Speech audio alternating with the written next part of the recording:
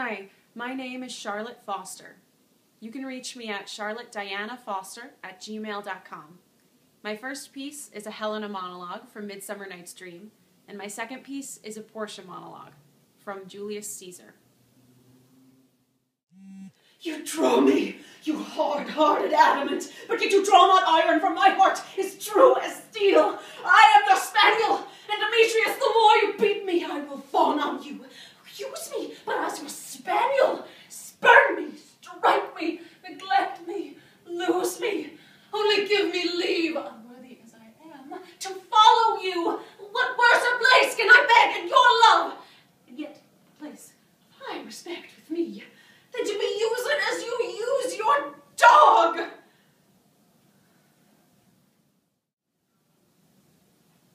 I should not know you, Brutus. Dear my lord, make me acquainted with your cause of grief. Is Brutus sick? And is it physical to walk unbraced and suck up the humours of the dank morning?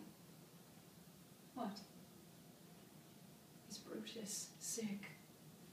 Will he steal out of his wholesome bed to dare the vile contagion of the night, and tempt the roomy and unpurged air to add to his sickness? No, my Brutus. You have some sick offence within your mind, which by the right and virtue of my place I ought to know of. And upon my knees, I charm you, by all your vows of love, and that great vow which did incorporate and make us one, you unfold to me, yourself, your half. Why you are heavy? And what men tonight have I resort to you? If by your art, my dearest father, you have put the wild waters in this roar, allay them. The sky, it seems, would pour down stinking pitch, but that the sea, mounted to the welkin's cheek, dashes the fire out. Oh, I have suffered with those that I saw suffer. A brave vessel who had no doubt some noble creature in her dashed all to pieces. Oh, the cry did knock against my very heart. Poor souls, they perished. Had I been any god of power, I would have sunk the sea within the earth, or ere should the good ship so have swallowed and the frotting souls within her. Be collected. No more amazement. Tell your piteous heart there's no harm done. Oh, woe the day! No harm. I have done nothing but in care of thee, my dear one, thee, my daughter, who art ignorant of what thou art, not knowing of whence I am, nor that I am more better than Prospero, master of a full poor cell, and thy no greater father. More to know did never meddle with my faults. 'Tis time I should inform thee farther. Come away, servant, come. I am ready now. Approach, my Ariel, come. All hail, great master, grave sir, hail. I come to answer thy best pleasure, be it to fly, to swim, to dive into the fire, to ride on the curled clouds to thy strong bidding task, Ariel and all his qualities. Hast thou, spirit, performed to point the tempest that I bade thee? To every article. I boarded the king's ship, now in the beak, now in the waist, the deck, in every cabin I flamed amazement. Sometimes I divide and burn in many places, on the topmast, the yards, the bowsprit. I would flame distinctly, then meet and join. Jove's lightning, the precursors of the dreadful thunderclaps, more momentary in sight outrunning, were not the fire and cracks of sulphurous roaring. The most mighty Neptune seemed to besiege and make his bold waves tremble. Yea, his dread trident shake.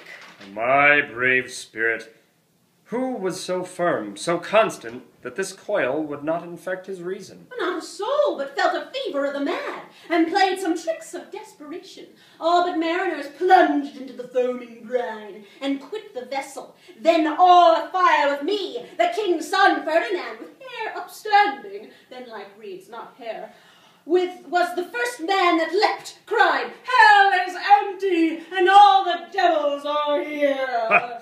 Why, that's my spirit. We will proceed no further in this business. He hath honoured me of late, and I have bought golden opinions from all sorts of people, which will be worn now in their newest gloss, not cast aside so soon. Was the hope drunk wherein you dressed yourself? Hath it slept since, and wakes it now to look so green and pale at what it did so freely? From this time such I account thy love. Art thou afeard to be the same in thine own act and valour as thou art in desire? Wouldst thou have that which thou esteem'st the ornament of life, and live a coward in thine own esteem? Letting I dare not wait upon I would, like the poor cat in the adage. Pray thee peace. I dare do all that may become a man. Who dares do more is none. What beast was it then that made you break this enterprise to me? When you durst do it, then you were a man. And to be more than what you were, you would be so much more the man. Nor time nor place did then adhere, and yet you would make both. They've made themselves, and that their fitness now does unmake you. I have given suck, and know how tender 'tis to love the babe that milks me. I would, while it was smiling in my face, have plucked my nipple from his boneless gums and dashed the brains out, had I so sworn as you have done to this. If we should fail. We fail? But screw your courage to the sticking place, and we'll not fail. When Duncan is asleep, whereto the rather shall his day's hard journey soundly invite him, his two chamberlains will I with wine and wassail so convince that memory, the warder of the brain, shall be a few, and the receipt of reason a limbic only. When in swinish sleep their drenched natures lie as in a death, what cannot you and I perform upon the unguarded Duncan? What not put upon his spongy officers? Who shall bear the guilt of our great quell? Bring forth men children only, for thy undaunted mettle should compose nothing but males.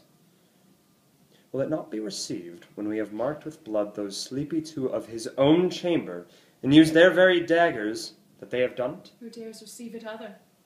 As we shall make our griefs and clamour roar upon his death. I am settled, and bend up each corporal agent to this terrible feat. Away, and mock the time with fairest show. False face must hide what the false heart doth know.